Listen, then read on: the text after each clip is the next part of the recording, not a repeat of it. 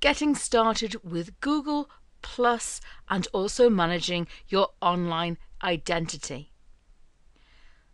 My name is Krishna Day. You'll find me online at bizgrowthnews.com and also at facebook.com/Krishna Day.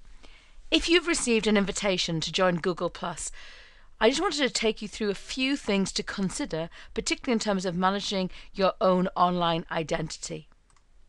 I'm logged in to my Google Plus account, and what I can see here on the front page are details about the different tools that I can use here within Circles, where I'm actually able to create different groups. Almost think about like Twitter lists, but with the benefit of being able to just share content only to be visible by those individuals that you put into particular circles.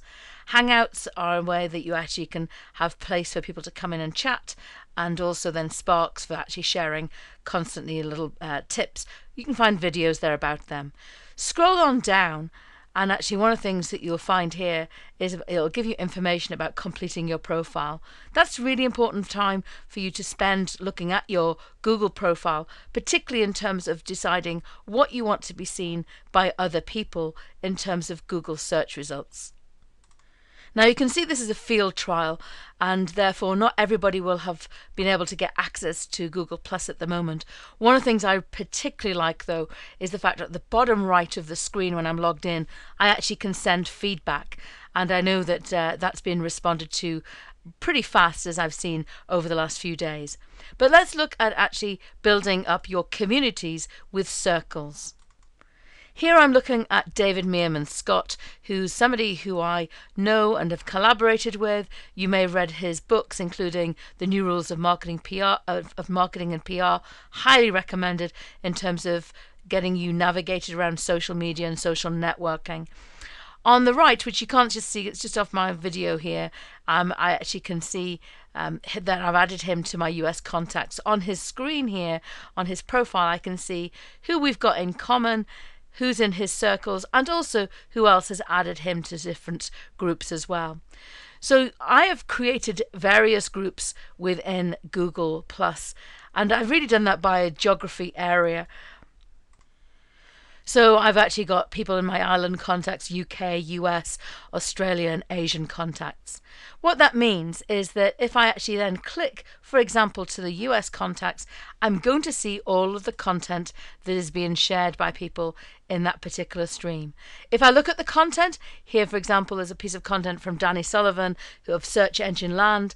I actually can see that he's made his content public, and actually over here I can therefore see a link to his post. I could therefore take that link and perhaps, if I actually like what he's sharing, share it over on Twitter or onto Facebook or onto LinkedIn.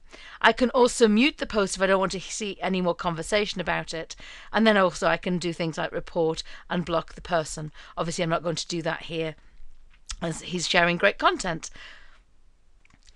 Let's see, however, a piece of content here shared by Thomas Power, who's in my UK group of contacts that I'm following.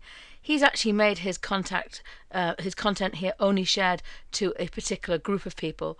So one of the things that I can not do here is actually send a link to that piece of content. So that's just an important thing for you to remember in terms of as you're posting content. So you can see here I've got some limited posting where I was testing something out, and then I've got public content that anybody could see and also could share content on, and in fact that people could actually also comment on as well.